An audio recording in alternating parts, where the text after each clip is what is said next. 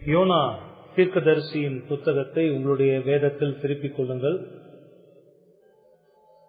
YONO தீர்க்கதரிசியின் புத்தகம் 3வது அதிகாரம் முதல் 2 வசனங்களை நான் வாசிக்கிறேன். உங்க வேதத்தில் நீங்க கவனிக்கலாம். யோனா தீர்க்கதரிசியின் புத்தகம் 3வது அதிகாரம் முதல் 2 வசனங்கள். 2ஆம் தரம் கர்த்தருடைய வார்த்தை யோனாவுக்கு உண்டாகி, அவர், நீ எழுந்து மகா நகரமாகிய நினிவேக்கு போய் நான் உனக்கு கற்பிக்கும் வார்த்தையை அதற்கு விரோதமாய் பிரசங்கி என்றார். தொடர்ச்சியாக கர்த்தருடைய நாளின் காலை ஆராதனைகள்ல யோனா தீர்க்கதரிசியின் வாழ்க்கையில நடந்த சம்பவங்களை நாம சிந்தித்து வருகிறோம்.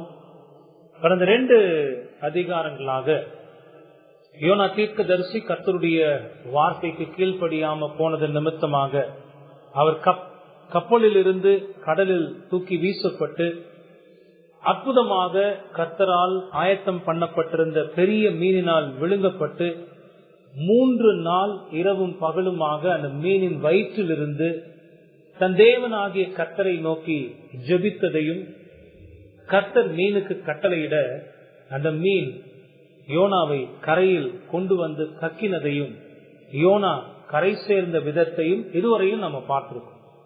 2 அதிகாரத்துல அதான் நம்ம பார்க்கணும். முதல் அதிகாரம், இந்த புத்தகத்தை படிக்க போவதற்கு முன்பதாக ஒரு இன்ட்ரோடக்ஷன் உங்களுக்கு நான் சொல்லும் போது, இந்த முதல் அதிகாரம் முழுமையாக யோனா எங்க இருக்கிறார்னா கப்பலில் இருக்கிறார். அதனால அந்த அதிகாரத்தை நம்ம பார்க்கும்போது கப்பலில் யோனா, ஏன்னா கர்த்தருடைய வார்த்தைக்கு எதிராக அவர் செயல்பட்டு நினிவேக்கு போகாம தர்சீஷுக்கு போக கப்பல் ஏறி பயணப்படுகிற போது அந்த கப்பலில் நடந்த நிகழ்வுகள் எல்லாம் அந்த முதல் அதிகாரத்தில் இருக்கிறது. ஆகவே அந்த முதல் அதிகாரத்தை நாம பார்க்கிற போது கப்பலில் யோனா என்கிற அந்த தலைப்புல சிந்தித்து பார்ப்போம். 2வது அதிகாரத்தை நம்ம பார்க்கும்போது மீனின் வயிற்றில் யோனா. ஏன்னா அந்த அதிகாரம் ஆரம்பிக்கும் போதே அந்த மீன் வயிற்றில் இருந்து தான் பாக்குறோம். நம்ம அந்த மீன் வயிற்றில் இருந்து யோனா ஜெபிக்கிறார். அந்த அதிகாரம் முடியும் போது அந்த மீன் கொண்டு போய் அவரை கரையில கட்டி விட்டது. ஆக மீனின் வயிற்றில் யோனான்னு பார்த்தோம். இந்த 3வது அதிகாரத்துக்கான ஒரு பொதுவான தலைப்பு என்னன்னா நினிவேயில் யோனா. நினிவேயில் யோனா. ஏன்னா இந்த அதிகாரத்துல தான் மறுபடியுமாக கர்த்தருடைய கட்டளைகளை பெற்றுக்கொண்டு அவர் நினிவேக்கு பயணித்து போகிறத நாம் பார்க்க போகிறோம். அப்படி நினிவேக்கு சென்று அந்த நினிவேயில் யோனா என்ன செய்தார் என்பதெல்லாம் தான் இந்த அதிகாரத்துல நாம் பார்க்க போகிறோம். இன்றைக்கு இந்த முதல் 2 வசனங்களை நாம கவனிக்கலாம். யோனாவுடைய வாழ்க்கை நமக்கு நிறைய பாடங்களை கற்று தந்திருக்கிறது. உலகத்து மனிதர்களுக்கு புரிந்து கொள்ள முடியாத ஆவிக்குரிய பாடங்களை இதுல நாம கற்றுக்கொள்கிறோம். இப்போ இந்த 2 அதிகாரத்துல நம்ம பார்த்த காரியங்கள் எல்லாம் உலகத்து மனிதர்கள்ட்ட சொன்னா அவங்களால அதை நம்ப முடியாது, ஏற்றுக்கொள்ள முடியாது. குறிப்பாக மீன் வயிற்றுல 3 நாட்கள் யோனா உயிரோடு இருந்து மறுபடியுமாக கரை சேர்ந்த அந்த காரியங்கள் எல்லாம் அவங்களால நம்பவும் முடியாது, ஏற்றுக்கொள்ளவும் முடியாது. உலகத்து மனிதர்களால நம்ப முடியாத ஆவிக்குரிய பாடங்களை தான் ஆண்டவருடைய மக்களாக இருக்கிற நாம இதுல கற்றுக்கொண்டோம். எப்பவுமே இந்த உலகத்து மனிதர்களுடைய சிந்தனைகள் வேற, அவர்களுடைய செயல்பாடுகள் வேற. கிறிஸ்தவர்களாக நம்முடைய சிந்தனைகளும் நம்முடைய செயல்பாடுகளும் வேற. அவர்களுடைய நம்பிக்கை வேற, நம்முடைய நம்பிக்கை வேற. உதாரணமாக இந்த யோனாவுடைய வாழ்க்கையிலிருந்து பல பாடங்களை படிக்கிறோம் இல்லையா? தொடர்ந்து 3வது அதிகாரத்துல நம்ம போவதற்கு முன்பதாக சில உண்மைகளை உங்களுக்கு உணர்த்தி காட்ட விரும்புகிறேன். எப்படி நாம் இந்த உலகத்து மனிதர்களை போல சிந்திக்க கூடாது. இந்த உலகத்து மனிதர்கள் தவறான நம்பிக்கைகளை கொண்டிருப்பது போல நாம் தவறான நம்பிக்கைகளை கொண்டிருக்க கூடாது. நாம் ஆவிக்குரியவர்களாக இருக்கிறோம். ஆகவே வேதத்தின் அடிப்படையிலான நம்பிக்கைகளை மட்டுமே நாம் கொண்டிருக்க வேண்டும் என்பதை உணர்த்துகிற சில காரியங்களை முதலாவது உங்களோடு நான் பகிர்ந்து கொள்ள விரும்புகிறேன். இந்த உலகத்து மனிதர்கள் அவர்களுடைய வாழ்க்கையை பொறுத்த வரைக்கும் நானே என்னுடைய வாழ்க்கைக்கு ராஜா, அதுதான் அவங்களுடைய சித்தாந்தம். இந்த உலகத்து மனிதர்கள் எப்படி நினைத்து கொண்டிருக்கிறார்கள்னா, தங்களுடைய வாழ்க்கையை தாங்களே ஆண்டு நடத்துவதாக நம்பிக்கொண்டிருக்கிறார்கள். அதனாலதான் ஒரே வார்த்தையில சொன்னேன், தங்களுடைய வாழ்க்கைக்கு தாங்களே ராஜா. தங்களுக்கு தாங்களே ராஜாக்களாக இருந்து கொண்டு தாங்கள் விரும்புகிறதை மட்டுமே தங்களுடைய வாழ்க்கையில் செய்வதாகவும், தங்களுடைய வாழ்க்கையில நாங்க என்ன நினைக்கிறோமோ, நாங்க என்ன விரும்புகிறோமோ அதுதான் நடக்கிறதாகவும் அவங்க நினைத்து கொண்டிருக்கிறார்கள். தங்களுடைய வாழ்க்கையில யாருடைய தலையீடும் இல்லை என்பதாக அவர்கள் நம்பிக்கொண்டிருக்கிறார்கள். என் வாழ்க்கையில நடக்கிறதெல்லாம் நான் என்ன நினைச்சிருக்கிறேனோ, நான் என்ன விரும்புகிறேனோ, நான் என்ன தீர்மானித்திருக்கிறேனோ அதுதான் என் வாழ்க்கையில நடக்குதுன்னு இந்த உலகத்து மனிதர்கள் நம்பிக்கொண்டிருக்கிறார். நான் ஆரம்பத்திலே சொன்ன மாதிரி உலகத்து மனிதர்களுடைய நம்பிக்கை வேற, வேதபூர்வமான கிறிஸ்தவர்களுடைய நம்பிக்கை வேற. வேத கிறிஸ்தவர்களாக நாம் வேதத்தின் மூலமாக அறிவது என்னவென்றால், நம்முடைய வாழ்க்கையை நாம் ஆளவில்லை. ரொம்ப தெளிவா நாம் அறிந்திருக்கிறோம். நம்முடைய வாழ்க்கைய நாம் ஆளவில்லை. நம்முடைய வாழ்க்கையில் நடக்கிற எல்லா காரியங்களும் நாம விரும்புகிறபடி நடப்பதும் இல்லை. இவைகளையெல்லாம் படைத்து ஆளுகிற தேவனே நம்முடைய வாழ்க்கையையும் ஆளுகிறார் என்பதை தான் வேதம் தெளிவாக போதிக்கிறது. புரியுதா? உலகத்து மனிதர்களுடைய நம்பிக்கை என்ன? என் வாழ்க்கைக்கு நானே ராஜா. நான் என்ன திட்டமிடுகிறேனோ, நான் என்ன விரும்புகிறேனோ, நான் என்ன செய்யணும்னு தீர்மானிக்கிறேனோ அதுதான் என் வாழ்க்கையில நடக்குதுன்னு நம்பிக்கொண்டிருக்கக்கூடிய ஒரு மாயையில வாழ்ந்து கொண்டிருக்கிறவர்கள் இந்த உலகத்து மனிதர்கள். ஆனா வேத கிறிஸ்தவர்களாக இருக்கிற நாம் என்ன நம்புகிறோம்னா, நம்முடைய வாழ்க்கைய நாம ஆளவில்லை. நம்முடைய வாழ்க்கையை ஆளுகிறவர் தேவனே. அவருடைய விருப்பத்தின்படியும் அவருடைய சித்தத்தின்படியும் அவருடைய தீர்மானங்களின்படியும் தான் நம்முடைய வாழ்க்கையில ஒவ்வொரு காரியங்களும் நடந்து கொண்டிருக்கு.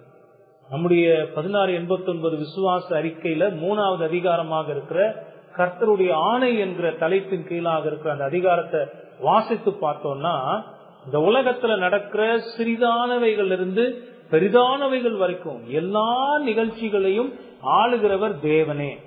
எல்லாவற்றையும் அவரே திட்டமிட்டிருக்கிறார். அவர் திட்டமிட்டு தீர்மானித்திருக்கிறதின் அடிப்படையில தான் எல்லாம் நடந்து கொண்டிருக்கிறது.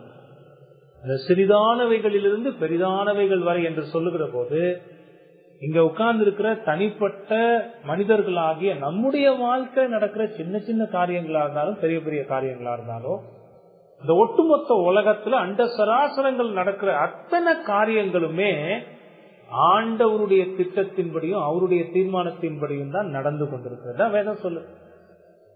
வேதம் முழுவதிலும் இதை நம்ம தெளிவா பார்க்க முடியும்.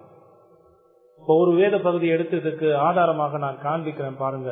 பவுல் அத்தேனே பட்டணத்துக்கு போறார். அந்த அத்தேனே பட்டணத்தை அவர் சுற்றி பார்க்கிறார். சுற்றி பார்த்து மார்ஸ் மேடை என்கிற ஒரு இடத்துல நின்று அந்த அத்தேனே பட்டணத்தாருக்கு கர்த்தரை பற்றி விளக்குகிறார். அப்போஸ்தல நடவடிக்கைகளின் புத்தகம் 17வது அதிகாரம் 22 26 வரை உள்ள வசனம். அப்போஸ்தலர் 17வது அதிகாரம் 22 26 வரை உள்ள வசனங்கள்ல இந்த சம்பவத்தை நம்ம பார்க்கலாம். வசனங்களை வாசிக்கிறேன் பாருங்க. அப்பொழுது பவுல் மார்ஸ் மேடையின் நடுவிலே நின்று, அத்தேனரே, எந்த விஷயத்திலும் நீங்கள் மிகுந்த தேவ பக்தி உள்ளவர்கள் என்று காண்கிறேன். எப்படி என்றால், நான் சுற்றி திரிந்து உங்கள் ஆராதனைக்குரியவைகளை கவனித்து பார்த்த பொழுது அறியப்படாத தேவனுக்கு என்று எழுதியிருக்கிற ஒரு பலிபீடத்தை கண்டேன். நீங்கள் அறியாமல் ஆராதிக்கிற அவரையே நான் உங்களுக்கு அறிவிக்கிறேன்.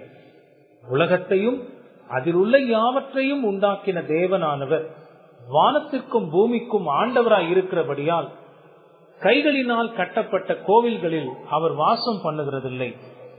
எல்லாருக்கும் ஜீவனையும் சுவாசத்தையும் சகலத்தையும் கொடுக்கிற அவர் தமக்கு யாதொன்று தேவையானது போல மனுஷர் கைகளால் பணிவிடை கொள்ளுகிறதும் இல்லை. மனுஷ ஜாதியான சகல ஜனங்களையும் அவர் ஒரே இரத்தத்தினாலே தோன்ற பண்ணி பூமியின் மீதெங்கும் குடியிருக்க செய்து முன் தீர்மானிக்கப்பட்ட காலங்களையும் அவர்கள் குடியிருப்பின் எல்லைகளையும் குறித்திருக்கிறார். அற்புதமான வசனங்கள். கடவுள் யார், அவர் எப்படிப்பட்டவர், அவருடைய குணாதிசயங்கள் என்ன என்பதையும், அவருடைய ஆளுகை எல்லா இடங்களிலும் இருக்கிறது, அவர் தீர்மானித்து திட்டமிட்டு முன்குறித்திருக்கிற காரியங்கள் தான் நடக்கிறது என்பதை அருமையாக இந்த வசனங்கள்ல பவுல் அங்கு விளக்கி இருக்கிறார். கர்த்தரே வானத்துக்கும் பூமிக்கும் தேவனானவர் என்றும் அவரே எல்லாவற்றையும் திட்டமிட்டு ஆளுகிறார் என்பதையும் இந்த வசனங்கள் தெளிவாக நமக்கு உணர்த்துகின்றன. இந்த உலகமும் உலகத்துல நடக்கிற எல்லா நிகழ்வுகளும் தேவனுடைய திட்டத்தின்படி, அவருடைய தீர்மானத்தின்படி தான் நடந்து கொண்டிருக்கிறது. பாருங்க, இந்த வார்த்தைகளை கேட்டு கொண்டிருக்கிற நீங்க கவனிக்க வேண்டிய ஒரு விஷயம் என்னன்னா, உங்க வாழ்க்கையில நடக்கிற ஒவ்வொரு நிகழ்ச்சிகளையும் கூட கர்த்தர் ஆளுகிறார். கர்த்தர் ஆளுகிறார். ஒருவேளை அது துன்பத்தின் நிகழ்வுகளா இருக்கலாம், சில நேரங்கள்ல துன்பங்களை அனுபவித்து நடக்க வேண்டியதாக இருக்கலாம். அதையும் கடவுளே தீர்மானித்திருக்கிறார், கடவுளே அதையும் ஆளுகிறார். ரொம்ப பலத்தோடு சந்தோஷமாக மகிழ்ச்சியாக வாழ்ந்து கொண்டிருக்கக்கூடிய காலங்களும் இருக்கிறது. அதையும் கர்த்தரே தீர்மானித்திருக்கிறார், அதையும் கர்த்தரே என்ன செய்திருக்கிறார், அனுமதித்திருக்கிறார், அதையும் கர்த்தரே ஆளுகிறார். இங்க உட்கார்ந்து இருக்கிற ஒருத்தரும் நீங்க நினைக்க கூடாது, என் வாழ்க்கையினுடைய சந்தோஷங்களுக்கெல்லாம் நான் காரணம், என் வாழ்க்கையினுடைய துன்பங்களுக்கெல்லாம் இந்த உலகமும் மற்றவர்களும் தான் காரணம்னு நீங்க நினைக்க கூடாது. உட்கார்ந்து இருக்கிற நீங்க, இந்த வார்த்தைகளை கேட்டுக்கொண்டிருக்கிற நீங்க, நான் அனுபவிக்கிற என்னுடைய வாழ்க்கையில நடக்கிற எல்லா நிகழ்ச்சிகளையும் நான் தீர்மானிக்கிறேன், நான் திட்டம் பண்ணி இருக்கிறேன், நான் ஆளுகிறேன், என்னுடைய வாழ்க்கையை நான் நடத்துகிறேன் என்கிற ஒரு சிந்தனை இருக்குமானால் அது பைத்தியத்திலையும் பைத்தியம், பைத்தியத்திலையும் பைத்தியம். துன்மார்க்கமான மனுஷன் அப்படிப்பட்ட சிந்தனைகளை கொண்டிருக்கும். நீங்க யோசிச்சு பாருங்களேன், இந்த நம்பிக்கை உங்களுடைய இதயத்தில் இருந்தா, என்னுடைய வாழ்க்கையை ஆளுகிறவர் என் தேவன், அது இன்பமானாலும் துன்பமானாலும் சுகமானாலும் சுகவீனமானாலும், என் வாழ்க்கையில செழிப்பா இருந்தாலும் கஷ்டத்தின் மத்தியில நான் கஷ்டப்பட வேண்டியதாக இருந்தாலும், எல்லாவற்றையும் என் தேவன் ஆதியில் தீர்மானித்ததின்படி நடந்து கொண்டிருக்கிறதுங்கிற ஒரு நம்பிக்கை உங்களுக்கு இருக்குமானா, உங்க வாழ்க்கையை பற்றிய ஒரு பிடித்தம் இருக்குமா இருக்காதா? நீங்க எதுக்கும் கவலைப்பட மாட்டீங்க, எதுக்கும் பயப்பட மாட்டீங்க, எதுக்கும் திகைக்க மாட்டீங்க. இந்த உலகத்து மனிதனை போல துன்பம் வந்த உடனே துவண்டு போகிறதும், இன்பம் வந்த உடனே வானத்துல பறக்கிறதும் இந்த நிகழ்வுலாம் இருக்க. நிலை தடுமாறாத வாழ்க்கைன்னு சொல்லுவாங்க பாத்தீங்களா? அந்த நிலை தடுமாறாத வாழ்க்கை உங்களுடைய இருதயத்துல இந்த விசுவாசம் இருந்தா மட்டும்தான் வாழ முடியும்.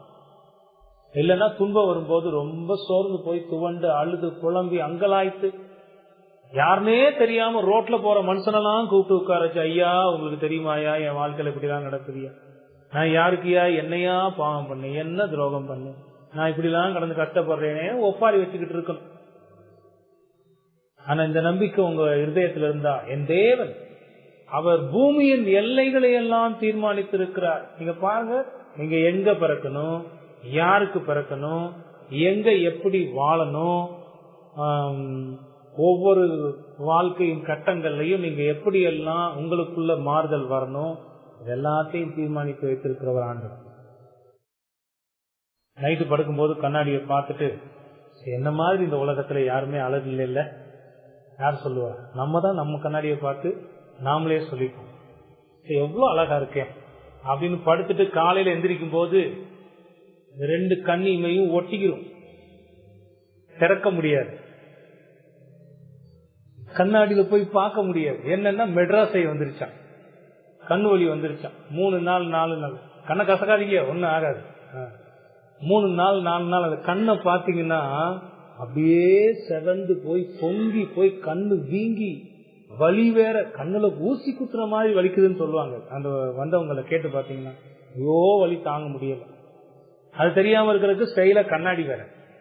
அதெல்லாம் அப்படியும் பாரு மனுஷன் அந்த கண்ணாடியும் போட்டுட்டு, சார் நேத்தோட இன்னைக்கு நான் ரொம்ப அழகா இருக்கேன், கண்ணாடியை கழட்டிட்டு கண்ணாடியில பார்த்து, ஐயோ என் முகம் இப்படி போயிருச்சே, முகம்லாம் வீங்கி போச்சு.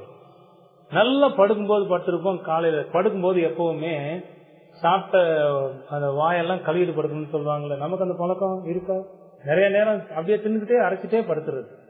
வாயில எங்கேயாவது ஜீனி ஏதாவது ஒட்டி இருக்கு, பக்கத்து ரூம்ல இருக்க எறும்பை கூப்பிட்டு அந்த ஜீனி அது வாயில கடிச்சு விட்டு போயிடும். 2 வாயும் பாத்தீங்கன்னா இவ்வளவு பெருசா வீங்கிருக்கு. உடனே மனசே சோர்ந்து போயிடும். ஐயோ, நேத்து நைட்டு தானே நான் சொன்னேன் எவ்வளவு அழகா இருந்தேன், இப்ப பாருங்க என் முகமே எவ்வளவு விகாரமா இருக்கு. அப்ப இதெல்லாம் செய்யறது நீங்களா, நடத்துறது நீங்களா? ஒரு நேரம் இன்பம் இருக்கு, ஒரு நேரம் துன்பம் இருக்கு, ஒரு நேரம் சந்தோஷமா இருக்கிறோம், ஒரு நேரம் கஷ்டப்படுறோம், ஒரு நேரம் உடம்பு நல்ல சுகமா இருக்கு, ரொம்ப பலமா இருக்கு. பார்த்தா 25 கிலோ மூட்டை அரிசி மூட்டை அசால்ட்டா தூக்கிட்டேன், என்ன மாதிரி பலசாலி யார் இருக்கான்றது. அடுத்த நாள் ஒரு கப்பு தண்ணி எடுத்து வாய் கொப்பளிக்க முடியாது, உடம்பு கடந்து கிடுகிடுன்னு ஆடும், நோய் வந்து பலவீனம். வாழ்க்கைன்னா அதுதாங்க. அந்த வாழ்க்கைய நீங்க தீர்மானிக்கல, நீங்க திட்டம் பண்ணல, நீங்க உங்க வாழ்க்கைய ஆளல. அது எல்லாவற்றையும் தீர்மானிக்க ஆளுகிறவர் தேவனே. எத்தனையோ நேரங்கள்ல இந்த உணர்வு நமக்கு இல்லாம போகிறது இல்லையா? இதை நம்ம நினைச்சே பாக்குறது இல்லை. என்னமோ நம்ம தான் நம்ம வாழ்க்கையை ரொம்ப மூக்கணாங்கயிறு போட்டு பிடிச்சு வச்சிருக்கிற மாதிரி. மூக்கணாங்கயிறுனா தெரியுமா? ஏன்னா இப்ப நிறைய பிள்ளைங்களுக்கு எல்லாம் அதெல்லாம் என்னன்னே தெரிய மாட்டேங்குது. மாட்டுக்கு மூக்குல போட்டிருப்பாங்க கயிறு, அந்த கயிறுல தான் ஒரு கயிறை போட்டு அந்த மாடை வந்து கண்ட்ரோல் பண்றது. அது மாதிரி நம்ம வாழ்க்கைக்கு நாம தான் மூக்கணாங்கயிறு போட்டிருக்கோம் நினைச்சுக்கிட்டு வாழ்ந்துட்டு இருக்கிறோம். அது தவறு, தவறு. இந்த சிந்தனைகள் நமக்கு இல்லாம போகும். நம்முடைய வாழ்க்கையை நாமே ஆள்வதாக நினைத்து கொண்டு நாம நினைக்கிற காரியங்கள்லாம் நம்முடைய வாழ்க்கை நடக்காத போது மன சோர்வு வந்துருது, மன அழுத்தம் வந்துருது, பலவிதமான துன்பங்கள் வந்துகிறது. இதனுடைய விளைவாக பல நோய்களும் வந்து விடுகிறது. மன சோர்வு, மன அழுத்தம். நீங்க பாத்தீங்கன்னா அப்படிப்பட்ட நேரங்கள்ல அந்த மனிதர்களுடைய நடவடிக்கைகளை நம்மளால புரிஞ்சுக்கவே முடியாது. மன சோர்வுலையும் மன அழுத்தத்திலையும் துன்பத்திலையும் இருக்கிற மனுஷன் எப்ப என்ன நடக்கும்னே தெரியாது. ஒரு அணுகுண்டை பொருத்தி வச்சுட்டு கூட இப்ப வெடிக்கும்னு நம்ம தெரிஞ்சுக்கலாம், கவனமா இருக்கலாம். ஆனா இந்த மனிதர்கள் இருக்காம பாருங்க, மன சோர்வு, மன அழுத்தம், துன்பங்கள் இருக்கிற மனிதர்கள் எப்படி நடந்துப்பான்னு யாருக்குமே தெரியாது. சொல்ல போனா அவனுக்கே தெரியாது. இதெல்லாம் வருவித்துக் கொள்ளு. கிறிஸ்தவர்களே அப்படி இருக்கிறாங்கயா. நீங்க யோசிச்சு பாருங்க, எத்தனை நேரம் உங்க வாழ்க்கையில நீங்க அப்படி இருந்திருக்கீங்கன்னு. ஐயோ, எனக்கு ரொம்ப மன சோர்வு தாங்க முடியல, எனக்கு மன அழுத்தம் தாங்க முடியல, என் வாழ்க்கையில அந்த துன்பங்கள் எல்லாம் அப்படியே போயிட்டே இருக்கு, என்னால தாங்க முடியல, சகிக்க முடியல. காரணம் என்ன? சிந்திக்கிறது இல்லை. அந்த நேரம் சிந்தனை வேலை செய்ய மாட்டேங்குது. ஆண்டவர் ஆளுகிறார், அவர் எல்லாவற்றையும் பார்த்துக் கொள்வாருங்கிற அந்த ஒரு விசுவாசம் அங்க இல்லாமல் போகிறத பார்க்க முடிகிறது. வாழ்க்கையை நாமே ஆளுகிறதாக நினைத்துக் கொள்ள துன்பத்தை அனுபவிக்கிறோம். மறுபடியும் மறுபடியும் வாழ்க்கையின் சூழ்நிலைகள் மாறுகிற போது அதை நாம் ஆள்வதாக நினைத்துக் கொண்டு நம்முடைய கைகளில் நம்முடைய வாழ்க்கை எப்படியாவது சரி பண்ணிடலான்னு அதை நினைக்கிற போது அது நடக்காது. மறுபடியும் துன்பம். நீங்க பாத்தீங்கன்னா இது ஒரு சைக்கிள் மாதிரி, இது ஒரு சுழற்சி மாதிரி. இதிலேயே விழுந்து விழுந்து விழுந்து துன்பப்பட்டு கொண்டிருக்கிற மக்களை ஏராளமாக நாம் பார்க்கலாம். அதுல கிறிஸ்தவர்களும் கூட இருக்கிறது ரொம்ப வேதனைக்குரியது. இதுகள் எல்லாவற்றிற்கும் மேலாக மாறாக வேதம் என்ன சொல்லுது தெரியுமா? நம்முடைய தேவனே எல்லாவற்றையும் ஆளுகிறார். ஏன்னா அவர் தான் எல்லாவற்றையும் படைத்தவர். நீங்க வாசிச்ச 145வது சங்கீதத்தை மறுபடியும் நீங்க எடுத்து வீட்டுல வாசிச்சு பாருங்க. அவருடைய ஆளுகை மட்டுமே நித்திய நிரந்தர ஆளுகை. தாவீது ஒரு அரசன், தன்னுடைய அரச பொறுப்புல இருந்து அவன் நினைச்சு பார்க்கிறான், என்னுடைய ஆளுகை கொஞ்ச நாட்களுக்குரியது, என்னுடைய வல்லமை எல்லாம் ஒரு குறிப்பிட்ட எல்லைக்குரியது. அவன் நாட்டை தான் அவன் ஆள முடியும்.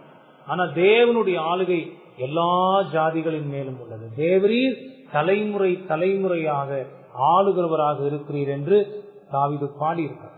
அவரே எல்லாவற்றையும் ஆளுகிறார். அவருடைய தீர்மானத்தின்படியும் திட்டத்தின்படியும் முன்குறித்திருக்கிற யாவற்றையும் அவருடைய வல்லமையுள்ள ஆளுகையோடு அவர் ஆண்டு கொண்டிருக்கிறார் என்பதை நாம தெளிவாக புரிந்து கொள்ளாத வரையில இந்த துன்பம் என்கிற சுழற்சி சக்கரத்திலிருந்து வெளிவரவே முடியாது. வார்த்தைகளை கேட்கிற நீங்க கொஞ்சம் நல்ல அந்த வார்த்தைகளை கவனிச்சு பாருங்க.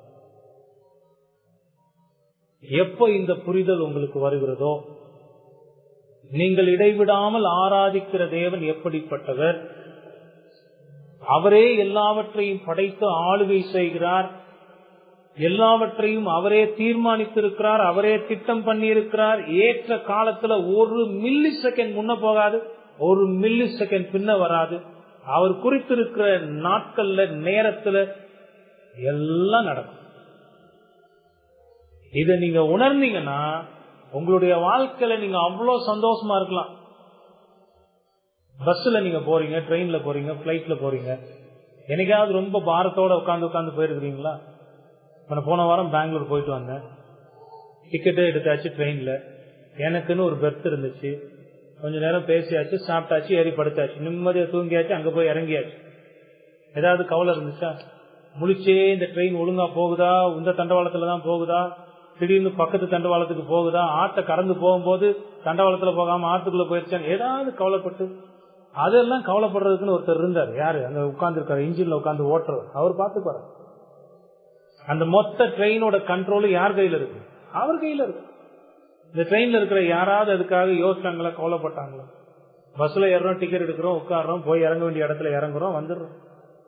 டிரைவர் பக்கத்துல போய் நின்று, டிரைவர் இந்த இடத்துல இந்த கீரை மாத்துப்பா, பிரேக்க இங்க போடுப்பா, இங்க ஸ்லோப்பா இருக்கு பாத்து போப்பா, ஏதாவது சொல்றோம். அவர் வேலையை பார்த்துட்டு, நீங்க ஆண்டவர் மேல உங்களுடைய முழு நம்பிக்கையும் விசுவாசமும் இந்த விதத்துல வச்சீங்கன்னா உங்க லைஃப் ரொம்ப சந்தோஷங்க. பாருங்க, இது எத்தனை ஆசீர்வாதமான விஷயம் தெரியுமா? உலகத்து மனிதனுக்கு தெரியாதுங்க, தெரியாது. அதனாலதான் அவன் கவலையிலேயே ஆழ்ந்து போறான். கிறிஸ்தவர்களாகிய நீங்க அப்படி கவலையில இருக்கணும்னு அவசியமே இல்லை. உங்களுடைய தேவன் அவர் ஆளுகிறார். அவர் எல்லாவற்றையும் ஆளுகிறார். அவர் தீர்மானித்தபடிதான் நடக்கும். நீங்க அழுகிறதுனாலயோ, நீங்க ஐயோன்னு அங்கலாய்க்கிறனாலயோ அவர் அனுமதித்து இருக்கிற காரியம் மாறிவிடாது. ஐயோ ரொம்ப அழுகிறான் பாவம், அதனால கொஞ்சம் மாத்திடுவோம், ஆண்டவர் மாத்திடுவாரா? அவர் செய்ய நினைத்ததை மாத்திடுவாரா? தொடர்ந்து கவனிங்க, புரியும். அவர் மாறவே மாட்டாருங்க.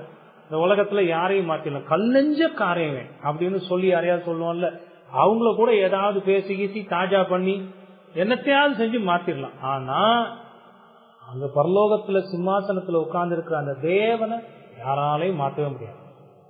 அவர் தீர்மானித்திருக்கிறதும் திட்டமிட்டு இருக்கிறதும் அதனதின் காலத்தில் நிச்சயமாக நிறைவேறிக்கொண்டே செல்லும். நீங்க இந்த உலகத்து மனிதர்களை போல தவறான எண்ணங்களை கொண்டுராமல் வேதபூர்வமான சிந்தனைகளை வளர்த்து கொள்ள. கஷ்டமான நேரங்கள்ல இந்த சத்தியங்களை நினைச்சு பாருங்க. ஆண்டவரே, நீர் இருக்கிறீர், நீர் ஆளுகிறீர், நீர் உதவி செய்வீர், அவ்வளவுதான். அற்புதமாக ஆண்டவர் நடத்துவார். அது எவ்வளவு பெரிய நம்பிக்கையும் தைரியத்தையும் கொடுக்கும் தெரியுமா? யாராவது இன்னும் ஆண்டவர் அறியாம இருந்தா அந்த ஆண்டவர் கிட்ட வாங்கப்பா. ஏன் உங்களுடைய காலங்களையும் நாட்களையும் வீணடித்துக் கொண்டிருக்கிறீங்க? தேவன் வானத்துக்கும் பூமிக்கும் தேவனானவர். அவர் தான் உங்களை படைச்சிருக்கிறார், அவர் தான் உங்களை ஆளுகிறார். நீங்க யோசிச்சு பாருங்க, உங்க வாழ்க்கையில எவ்வளவோ என்னென்னமோ செய்யணும்னு எவ்வளவோ பிரயாசப்படுறீங்க. வானத்துக்கும் பூமிக்கும் குதிச்சு குதிச்சு வந்தா கூட ஒண்ணுமே நடக்க மாட்டேங்குது. ஏன்? ஏன்னா அவர் ஆளுகிறார். அவர்கிட்ட வாங்க. உங்க லைஃப்ல நீங்க ரொம்ப பாரம் சுமக்குறீங்க, ரொம்ப கஷ்டப்படுறீங்க, ரொம்ப கவலைப்படுறீங்க, உலகத்தின் பாரங்கள் உங்களை அழுத்துது. இதுல இருந்தெல்லாம் நீங்க விட அடையணும்னா ஒரே வழி, ஆண்டவராகிய இயேசு கிறிஸ்து கிட்ட வாங்க. அவர் உங்களுக்கு நிச்சயமான இளைப்பாறுதலை தருவார். அவர் தானே சொல்லி இருக்கிறார், வருத்தப்பட்டு பாரம் சுமக்கிறவர்களே நீங்கள் எல்லாரும் என்கிட்ட வாங்க. எல்லாரும், யாருக்குமே எந்த தடையும் இல்லை. எல்லாரும் என்கிட்ட வாங்க, நான் உங்களுக்கு இளைப்பாறுதலை தருவேன். அவர் பொய்யுரையாத தேவன், அவர் சொன்னதை செய்கிற தேவன். ஆகவே ஆண்டவர் அறியாம இருக்கிறவங்க ஆண்டவர் கிட்ட வாங்க. ஆண்டவர் அறிந்திருக்கிறேன்னு சொல்லி துன்பத்துக்குள்ள உழண்டு கொண்டிருக்கிறவர்கள், மனசோர்வு, மன அழுத்தம், மனம் பேதலித்து போயிருக்கிறது, என்ன செய்யறதுன்னு தெரியல, என் வாழ்க்கையில என்ன நடக்குதுன்னு தெரியல, நான் என்ன செய்ய போறேன்னு தெரியலன்னு கவலைப்பட்டு இருக்க நீங்க உங்க கவலைகளை எல்லாம் ஆண்டவர் மேல வைக்கணும். உங்க பாரங்கள் எல்லாம் அவர் மேல வைக்கணும். அவர் உங்களுக்கு உதவி செய்வார். அப்பொழுது எல்லா புத்திக்கும் மேலான தேவ சமாதானம் உங்கள் இருதயங்களை ஆண்டு கொள்ளும். புரியுதா? எவ்வளவு அற்புதமான வார்த்தை. ஆக வேதம் என்ன சொல்லுதுன்னா, தேவனே எல்லாவற்றையும் ஆளுகிறார். அவர் தீர்மானித்திருக்கிறது தான் நடக்கும். புரியுதா? ஓகே. இதன் அடிப்படையில தான் யோனா 3வது அதிகாரம் முதல் 2 வசனங்களை நம்ம பார்க்க போகிறோம். மறுபடியும் நான் அந்த வசனங்களை வாசிக்கிறேன். இவ்வளோ நேரம் கேட்ட கிட்டத்தட்ட 20 நிமிடங்களாக கேட்ட இந்த வார்த்தைகளை மனசுல வச்சு இந்த வசனங்களை பார்ப்போமே, அது எவ்வளவு ஆப்டா பொருந்தி போகும்னு பாருங்க. யோனா 3வது அதிகாரம் முதல் 2 வசனங்கள். 2ஆம் தரம் கர்த்தருடைய வார்த்தை யோனாவுக்கு உண்டாகி அவர், நீ எழுந்து மகா நகரமாகிய நினிவேக்கு போய் நான் உனக்கு கற்பிக்கும் வார்த்தையை அதற்கு விரோதமாய் பிரசங்கி என்றார். இந்த 2 வசனங்களை கர்த்தரின் முடிவு மாறாதது என்கிற தலைப்பின் கீழாக சிந்திக்க போகிறோம். கர்த்தரின் முடிவு மாறாதது அந்த பிரசங்கத்துக்கான தலைப்பு. இந்த தலைப்பை 2 குறிப்புகளின் கீழாக நாம சிந்திக்கலாம். கர்த்தரின் முடிவு மாறாதது என்பதுதான் இந்த தலைப்பு. இந்த தலைப்பு 2 குறிப்புகளின் கீழாக சிந்திக்க போகிறோம். இந்த 2 வசனங்களை. முதலாவது குறிப்பு என்னன்னா, கர்த்தரின் முடிவு மாறாதது. எதுல மாறாதது, எப்படி மாறாதது? முதலாவது, யாரை கொண்டு எதை செய்ய நினைத்திருக்கிறாரோ அவர்களை கொண்டு அவைகளை செய்து முடிப்பார். கர்த்தர் யாரை கொண்டு எதை செய்ய நினைத்திருக்கிறாரோ, இந்த மனுஷனை வச்சுதான் நான் இந்த வேலையை செய்ய போகிறேன் என்று ஆண்டவர் தீர்மானித்திருந்தால் அந்த மனிதனை கொண்டே ஆண்டவர் தீர்மானித்திருந்த அந்த காரியங்களை செய்து முடிப்பார். முதல் வசனத்துல அதான் பார்க்கிறோம். 2ஆம் தரம் கர்த்தருடைய வார்த்தை யோனாவுக்கு உண்டாகி. கவனிக்க வேண்டிய ஒரு முக்கியமான வார்த்தை என்னன்னா, இந்த வசனத்துல 2ஆம் தரம் என்கிற வார்த்தை, அதாவது 2வது தடவை. அப்படின்னா இதுக்கு முன்னதாகவே ஆண்டவர் இப்படி சொல்லி இருக்கிறாரா யோனா கிட்ட? அப்படின்னா ஆமா, சொல்லி இருக்கிறாரு. இந்த புத்தகம் ஆரம்பிக்கும் போதே அப்படிதான் ஆரம்பிக்குது. யோனா 1வது அதிகாரம் முதல் 2 வசனங்கள்ல பாத்தீங்கன்னா, அமித்தாயின் குமாரன் ஆகிய யோனாவுக்கு கர்த்தருடைய வார்த்தை உண்டாகி அவர், நீ எழுந்து மகா நகரமாகிய நினிவேக்கு போய் அதற்கு விரோதமாய் பிரசங்கி, அவர்களுடைய அக்கிரமம் என் சமூகத்தில் வந்து எட்டினது என்றார். ஏற்கனவே ஆண்டவர் யோனாவை அழைத்த போது இதே கட்டளையை தான் கொடுத்திருந்தார். அதை மறுபடியும் இங்கு அவர் கொடுக்கிறத நாம் பார்க்கிறோம். யோனா 1வது அதிகாரத்தின் அந்த முதல் 2 வசனங்களுக்கும் 3வது அதிகாரத்தின் முதல் 2 வசனங்களுக்கும் மிக நெருங்கிய தொடர்பு உண்டு. யோனா 1வது அதிகாரம் முதல் 2 வசனம், யோனா 3வது அதிகாரம் இப்ப நம்ம பார்த்துட்டு இருக்கிற அந்த முதல் 2 வசனங்களுக்கும் நெருங்கிய தொடர்பு உண்டு. என்ன நெருங்கிய தொடர்பு உண்டு? அங்க நடந்த சம்பவங்கள் எல்லாம் ஒண்ணு. அங்க ஒரு கட்டளைய கொடுத்திருக்கிறார். யார் கொடுத்தது? கர்த்தர் தான் கொடுத்திருக்கிறார். 2 இடத்துலயும் அந்த கட்டளையை கொடுத்தது கர்த்தர். யாருக்கு அந்த கட்டளை கொடுக்கப்பட்டது? 2 இடத்துலயும் பாத்தீங்கன்னா யோனாவுக்கு தான் கொடுக்கப்பட்டது. அந்த கட்டளையினுடைய தன்மை என்ன? அதுவும் மாறல. நீ எழுந்து புறப்பட்டு நினிவேக்கு போய் பிரசங்கி தான் அந்த கட்டளையினுடைய தன்மை. இதெல்லாம் மாறாம அப்படியே இருக்கு. கட்டளை கொடுத்தவர் மாறல, கட்டளை கொடுக்கப்பட்டவர் மாறல. யாருக்கு அந்த கட்டளை வந்ததோ அவர் மாறல, யோனா தான். அந்த கட்டளையும் மாறல. ஆண்டவர் எங்கேயுமே எதையுமே மாத்தவே இல்லை. ஆனா ஒன்னே ஒண்ணு மாறி இருக்கு. ஒன்னே ஒண்ணு மாறி இருக்கு. என்ன மாறி இருக்கு தெரியுமா? யோனாவுடைய வாழ்க்கை மாறி. முறை ஆண்டவர் சொன்ன போது யோனா ஆண்டவருடைய கட்டளைக்கு கீழ்ப்படியாமல் போய்விட்டார். கீழ்ப்படியாமைக்கான பாடங்களை தன்னுடைய வாழ்க்கையில கற்றுக்கொண்டார். தானா கத்துக்கலங்க. யோனாக்கு தானாவா அந்த பாடத்தை கத்துக்க முடிஞ்சது இல்ல. ஆண்டவர் மட்டும் யோனாவை தடுத்து நிறுத்தி திருப்பி இருக்கலன்னா நேர தர்சீசுக்கு போய் அவர் என்ன செய்ய நினைச்சிருக்காரு அதெல்லாம் செஞ்சிருப்பாரு. இப்ப இங்க பாத்தீங்களா, ஏற்கனவே நான் சொன்ன மாதிரி யோனாவுடைய வாழ்க்கையே அங்க ஆளுகிறவர் யாரு? கர்த்தர். யோனா நினைச்சபடி எல்லாம் அங்க செய்ய முடியல. சொல்ல போனா ஆண்டவர் தான் யோனாவுக்கு அந்த பாடங்களை கற்றுக் கொடுத்திருக்கிறார். ஆண்டவர் கிட்ட இருந்து அந்த வாழ்க்கை பாடங்கள் எல்லாம் கற்றுக்கொண்ட பிறகு இப்ப மறுபடியும் யோனாவுக்கு இதே கட்டளை வருது. இந்த முறை யோனா என்ன செய்யல?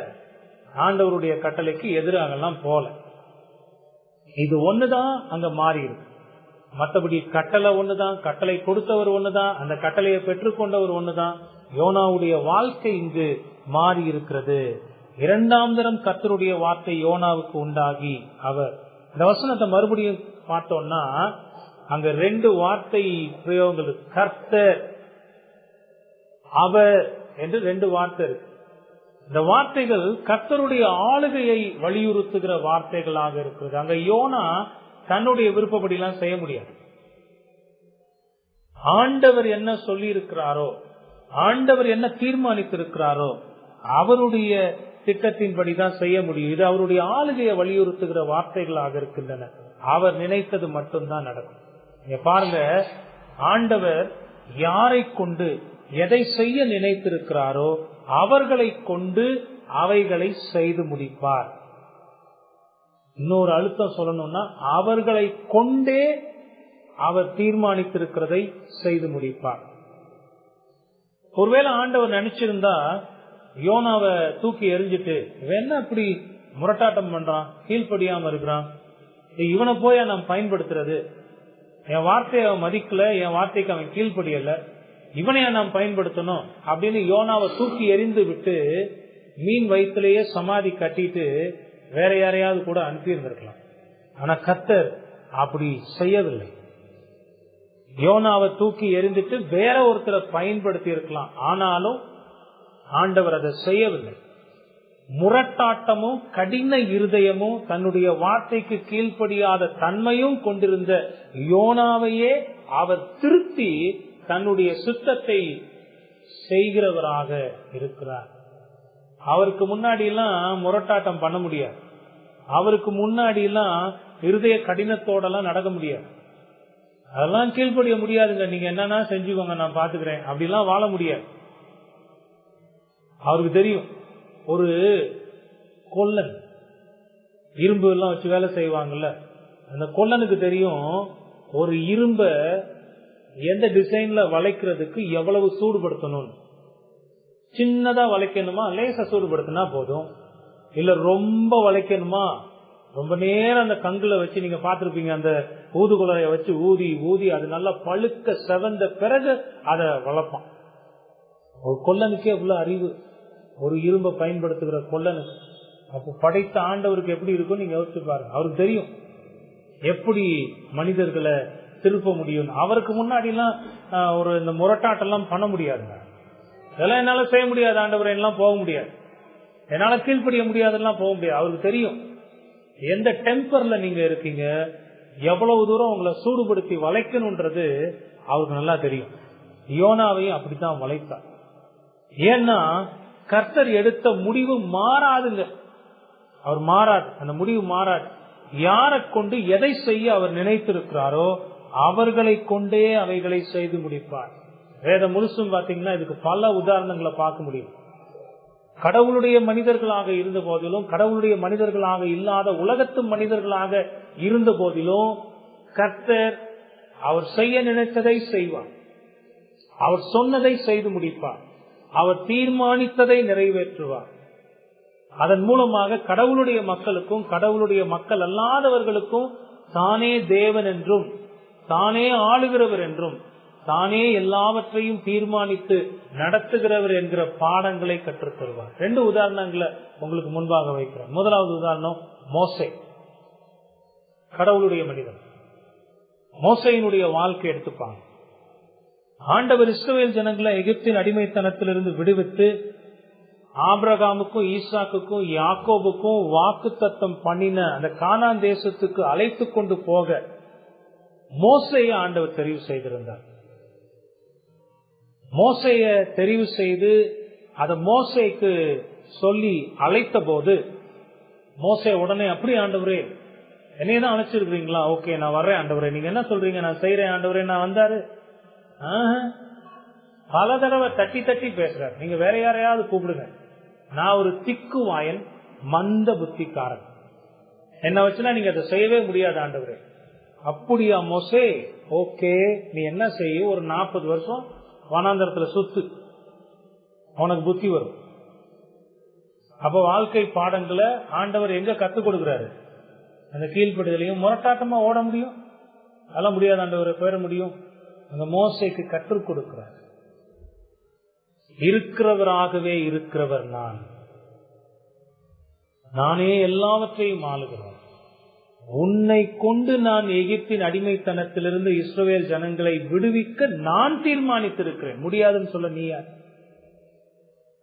உன் வாழ்க்கையில இந்த நேரத்துல மோசேக்கு ஒருவேளை பயம் இருந்திருக்கலாம்.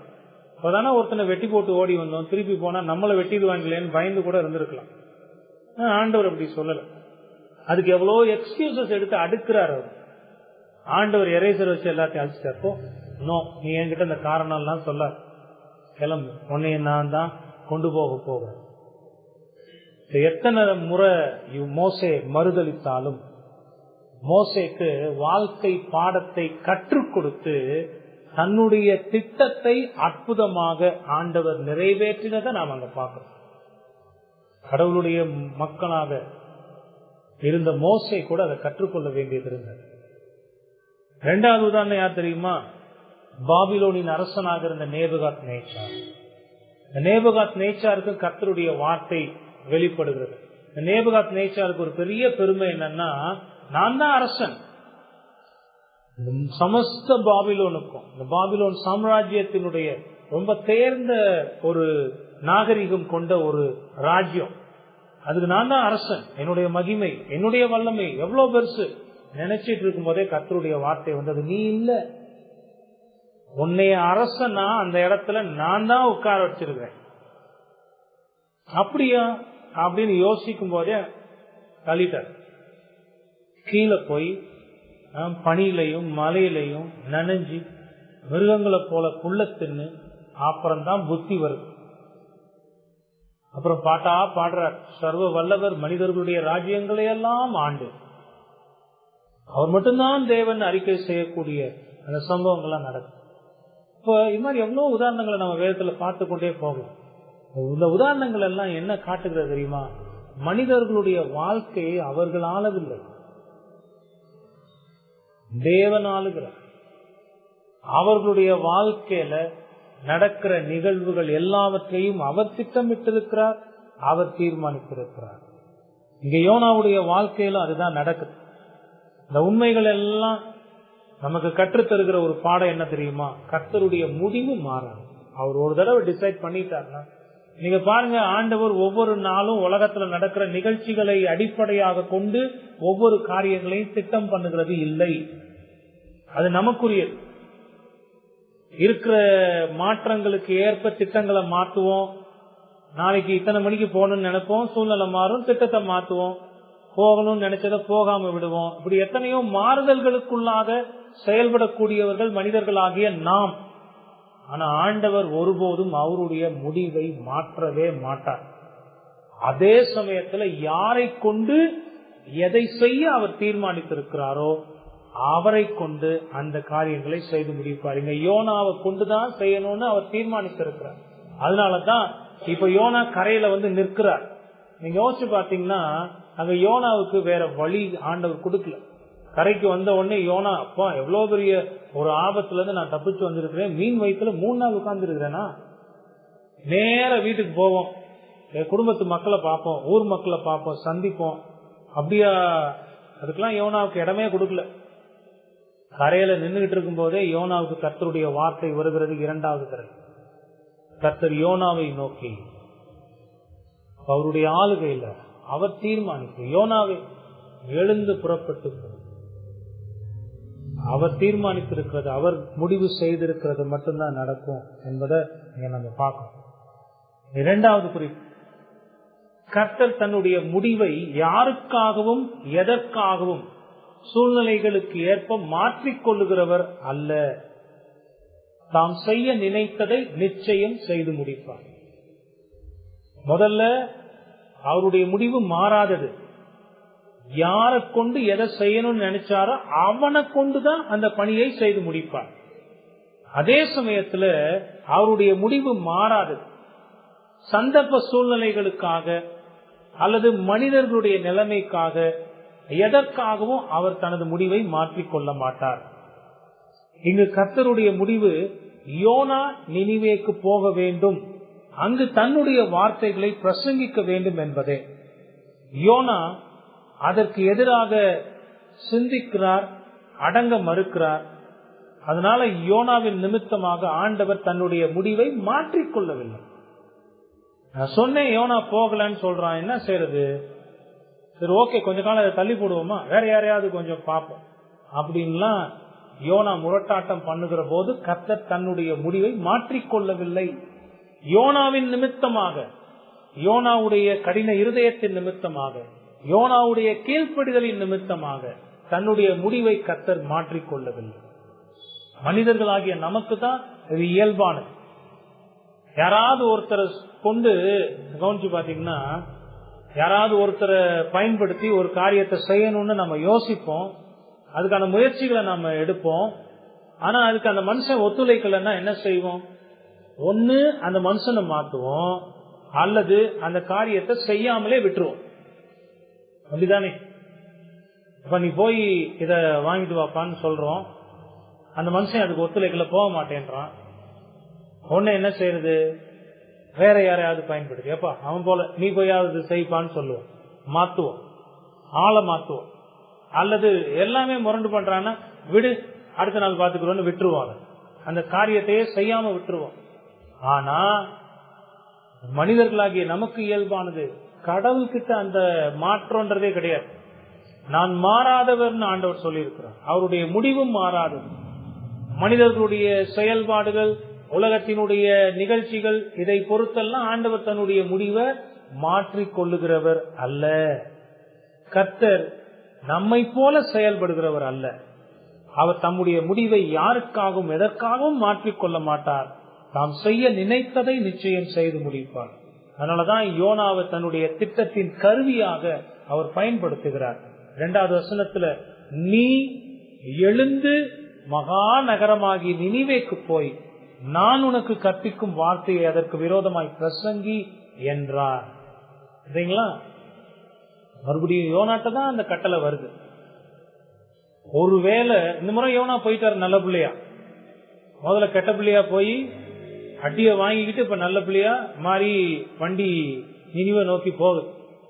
ஒருவேளை கொஞ்சம் யோசிச்சு பாத்தீங்கன்னா, ஒரு கற்பனையில இந்த தடவையும் யோனா ஏதாவது முரட்டாட்டம் பண்ணி இவருக்கு தெரியாம காட்டுக்குள்ள போய் நான் உட்கார்ந்துக்கிறேன் அங்க போய் உட்கார்ந்து இருந்தாலும் கூட ஆண்டவர் அங்கேயும் ஒரு தவளைய அனுப்பி தவளையோட வயிற்றுல 3 நாள் உட்கார, 3 நாள் கூட கூட வைக்கலாம், வச்சு பாடம் புகத்துவார். ஏன் தெரியுமா? உனக்காக நான் மாற மாட்டேன். நல்லா கவனிங்க. நிறைய நேரங்களில் நம்ம என்ன நினைக்கிறோம், இந்த பெந்தேகோஸ்தேக்காரன், இந்த உலகத்துல இருக்கிற கடவுளை பத்தி சரியான அறிவு இல்லாத மனிதர்களை போல நான் எப்படியாவது கடவுளை மாத்திருவேன். மாறவே மாட்டாருங்க, மாறவே மாட்டார். அவர் மாறாதவர், அவர் எடுத்த முடிவும் மாறாது. நீங்க உட்கார்ந்து எவ்வளவு உபவாச ஜெபம் அடிச்சுக்கிட்டே இருங்க, 40 நாள் ஃபாஸ்டிங் பிரேயர், அவரை மாத்திர முடியுமா? முடியாது, முடியவே முடியாது, முடியாது. யோனா மறுபடியும் எங்கேயாவது ஓடி போனாலும் அங்கேயும் யோனாவை பிடிச்சி மறுபடியும் கொண்டு வந்து இறக்கி விட்டு அந்த யோனாவை தான் பயன்படுத்தியிருப்பார். ஏன் தெரியுமா? யோனாவை தான் தன்னுடைய திட்டத்தின் கருவியாக ஆண்டவர் தீர்மானித்திருக்கிறார். நீங்க ஓட முடியாது, எங்கேயும் ஓடவும் முடியாது, ஒளியவும் முடியாது. சாதாரண உலகத்து மனுஷனே சொல்ற அந்த வார்த்தையை, ஓடவும் முடியாது, ஒளியவும் முடியாது. ஏன்னா கேமரா வச்சிருக்கிறான, சிசிடிவி கேமரா. அந்த சராசரத்தையும் கண்ணோக்கி பார்த்து கொண்டிருக்கிற அந்த கடவுளுக்கு முன்னாடி எங்க போய் ஓடி ஒளிவீங்க? நெருப்பு கோழி பூமிக்குள்ள மண்டைய புதைச்சிக்கிட்டு உலகம் இருந்துருச்சுன்னு நினைக்குமா? நெருப்பு கோழி தானே. ஆமா, அதனுடைய எண்ணம் தப்பு. அது மாதிரி யாராவது இங்க அப்படி கடவுளுடைய சித்தத்துக்கு எல்லாம் ஏத்து ஓடிடலாம் செஞ்சிடலாம் நினைச்சீங்கன்னா முடியாது. ஓட விட்டுக்கிட்டே இருப்பார். ஓட விட்டு சொல்லுவாங்களே, தண்ணி தெளிச்சு தெளிச்சு அடி. தூங்குறியா? தண்ணி தெளிச்சு எந்திரி வா, மறுபடியும் தூங்குறியா? யோனாவை தூக்கத்துல தானே எழுப்புனாங்க. அசால்ட்டா ரொம்ப ஜாலியா தூங்குறாரா, பவான்னு பிடிச்சி இழுத்துட்டு வந்து அங்க இருந்துதான் யோனாவுக்கு ஆரம்பிச்சது. புரியுதா? எங்கேயும் தப்பிக்க முடியாது. ஆண்டவர் இந்த மனிதனை நாம் பயன்படுத்தணும்னா அவரை பயன்படுத்தினார். யோனா கிட்டதான் சொல்றார், நீ எழுந்து மகா நகரமாகிய நினிவேக்கு போ அப்படிங்கிற கட்டளை வந்தது. இந்த வசனத்துல இன்னொன்னு நம்ம கவனிக்கணும்.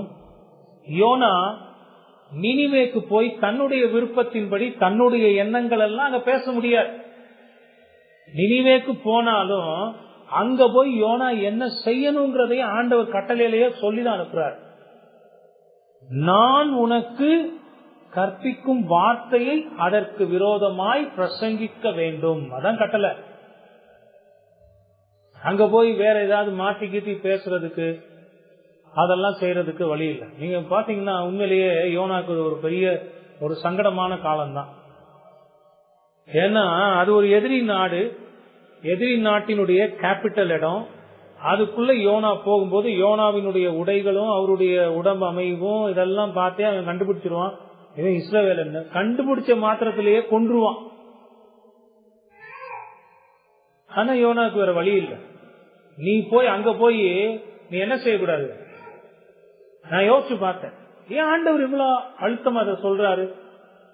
யோனா அங்க போய் யார்கிட்டையும் அப்படியே தயவோட ஒரு பாசாங்கு செஞ்சு உயிருக்கு ஆபத்துங்கிற விதத்துல அப்படி ஒளிஞ்சு மறைஞ்சு அதெல்லாம் யோனா நீ அங்க செய்யக்கூடாது. நீ என்னுடைய ரெப்ரசன்டேட்டிவ், என் சார்பாக என்னுடைய வார்த்தைய கொண்டு போகிற தீர்க்கதரிசி. நீ எப்படி போகணும் தெரியுமா? தைரியத்தோட போகணும், யாருக்கும் பயப்படக்கூடாது. தைரியத்தோட போய் நான் உனக்கு என்ன சொன்னனோ அதை சொல்லணும். ஏன்னா இவ்வளோ நம்ம பாஷையில சொல்லணும்னா இந்த ஒரு டகால்டி வேலைன்னு சொல்லுவோம்ல, இதெல்லாம் செஞ்சுட்டு ஓடிட்டு இருக்கிற அங்க போய் ஏதாவது வார்த்தைகள்லாம் கொஞ்சம் கூட்ட குறைச்சி உயிருக்கு பயந்து எதுவும் அதெல்லாம் பேசக்கூடாது. நான் உனக்கு கற்பிக்கிற வார்த்தைய அதற்கு விரோதமாக பிரசங்கின்னு ஆண்டவர் சொல்றாரு. இதுலயும் அவருடைய ஆளுக தான். நீ போகணும், போனாலும் நான் என்ன சொல்லுகிறேனோ அதை தான் நீ செய்யணும். யோனாவுக்கு வேற வழியே இல்லை. அவர் கர்த்தருடைய வார்த்தைக்கு கீழ்ப்படிந்து நினிவேக்கு போனார்னு பார்க்கணும். நினிவேக்கு போய் என்ன செஞ்சாரு அடுத்த வாரம் நம்ம பார்க்கலாம், அடுத்த வசனத்துல பார்க்கலாம். ஆனா இந்த 2 வசனத்திலையும் அற்புதமான பாடங்களை நாம கற்றுக்கொள்ள ஆண்டவர் உதவி செய்திருக்கிறார். என்ன பாடங்களை கற்றுக்கொண்டோம்? கடவுளே எல்லாவற்றையும் படைத்து அவருடைய சித்தத்தின்படி ஆளுகிறார். உங்க வாழ்க்கையை நீங்க ஆளல, உங்க வாழ்க்கையை நீங்க ஆளணும். நான் நினைச்ச மாதிரிதான் என் வாழ்க்கை இருக்கணும்னு நினைச்சீங்கன்னா யோனாவுடைய வாழ்க்கையில இருந்து இந்த பாடங்களை கற்றுக்கொள்ளுங்க. உங்களுக்கு பிடிக்குதோ பிடிக்கலையோ, உங்களுக்கு விருப்பமா இருக்கோ விருப்பமா இல்லையோ, ஆண்டவர் என்ன தீர்மானித்திருக்கிறாரோ, அவர் என்ன சித்தம் கொண்டிருக்கிறாரோ அதுதான் நடக்கும். அவர் முடிவு செய்திருக்கிறவைகள் மட்டுமே இந்த உலகத்தில் நிகழக்கூடியவை. அவருடைய முடிவு மாறாததுன்னு பார்த்தோம். அவருடைய முடிவு மாறாது. யாரை கொண்டு எதை செய்ய நினைத்தாரோ அவர்களை கொண்டுதான் அவைகளை செய்து முடிப்பார். யோனாவை கொண்டு இதை செய்யணும்னா யோனாவை பயன்படுத்தினா அதை செய்வார். அதுல யோனா ஒத்துழைக்கல அல்லது சந்தர்ப்ப சூழ்நிலை சரியில்லைன்னா அவர் தன்னுடைய முடிவுகளை மாற்றிக்கொள்ளுகிறவர் அல்ல. யாருக்காகவும் எதற்காகவும் தன்னுடைய முடிவுகளை அவர் ஒருபோதும் மாற்றிக்கொள்வதில்லை. மற்றவர்களையும் சந்தர்ப்ப சூழ்நிலைகளையும் தன்னுடைய முடிவுகளுக்கு சாதகமாக மாற்றிக்கொள்ளுகிறவர் தேவன். இப்படிப்பட்ட மகா பெரிய தேவனை தாங்க ஆராதிக்கணும். அவருடைய மகிமை எவ்வளவு அழகா ஒளி வீசுது பாருங்க. அவருடைய ஆளுகையை குறித்து பாருங்க. ஒரு பையனோ பொண்ணோ உங்க அப்பா மேல அவ்வளவு நம்பிக்கை உள்ளவனா இருப்பான். அப்பா அம்மா மேல ரொம்ப நம்பிக்கை, ரொம்ப தைரியம் இருக்கும்.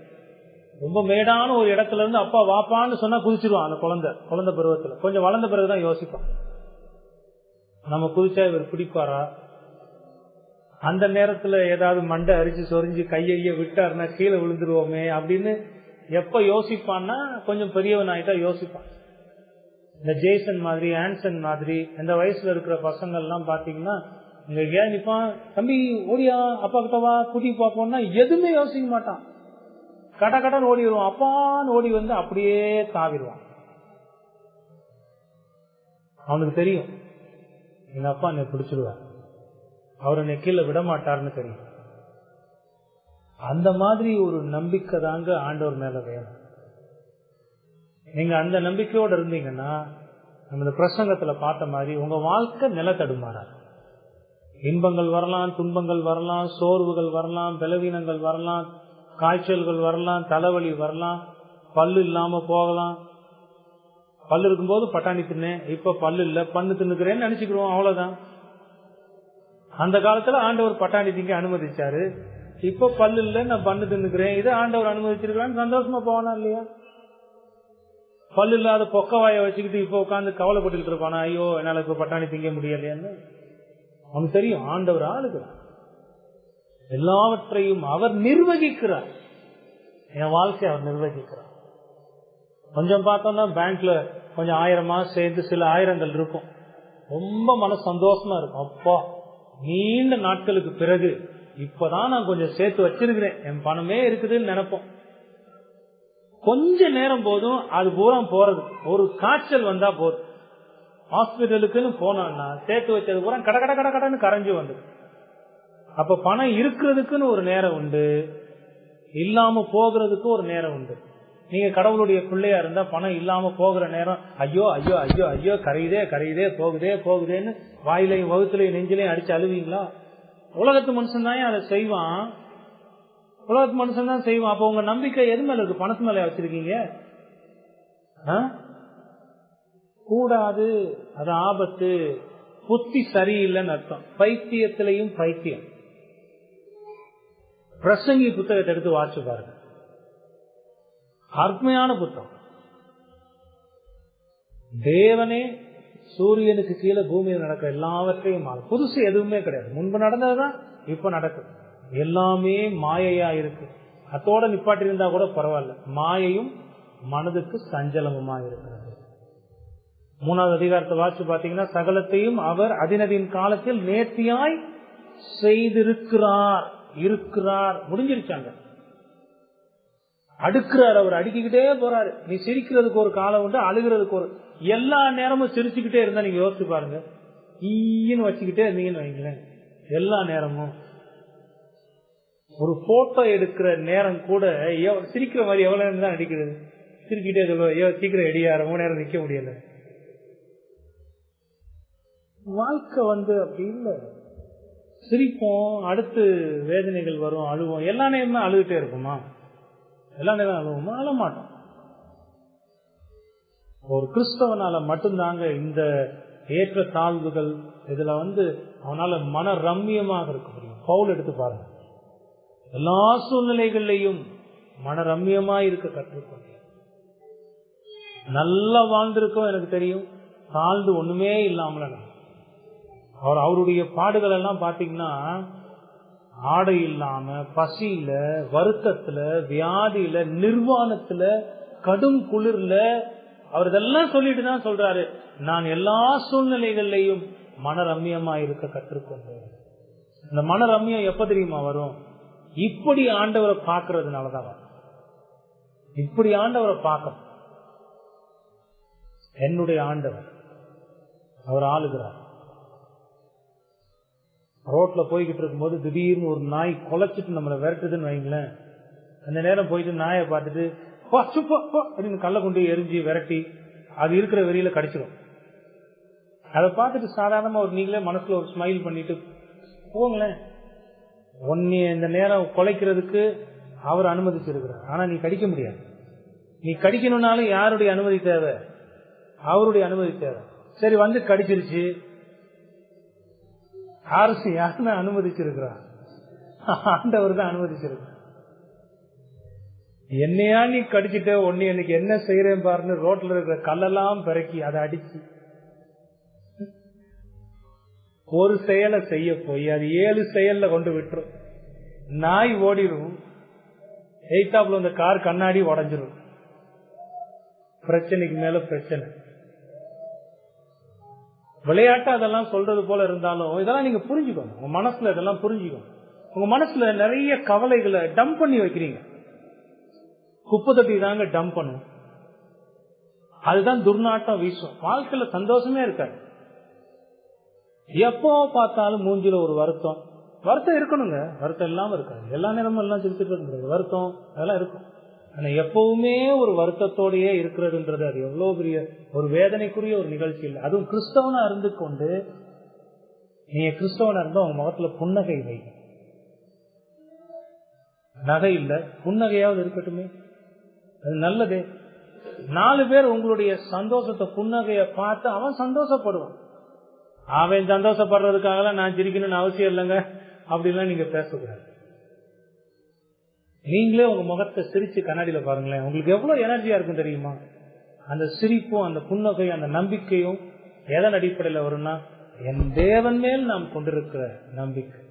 அதை தாங்க இந்த வசனத்துல பாக்குறோம். அவருடைய முடிவு மாறாது. அவர் எதை செய்ய நினைத்தாரோ அதை செய்வார். யாரை கொண்டு செய்யணும்னு நினைத்தாரோ அவனை கொண்டே அதை செய்வார்.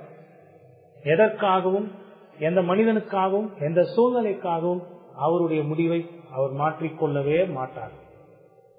புரியுதா? ரொம்ப என்கரேஜிங்கான சர்மன். நம்முடைய தேவனை பற்றி நாம கொண்டிருக்கிற பார்வையை இன்னும் கொஞ்சம் பாலிஷ் பண்ணக்கூடிய ஒரு சர்மன். இருதயத்துல விசுவாசத்தையும் நம்பிக்கையையும் வாழ்க்கையை பற்றிய ஒரு தைரியத்தையும் கொடுக்கக்கூடிய, ஒண்ணுமே இல்லாத நிலையில நீங்க போனாலும் உங்களை இந்த உலகத்துல அற்புதமா பாதுகாக்கக்கூடிய தேவன் அவர்.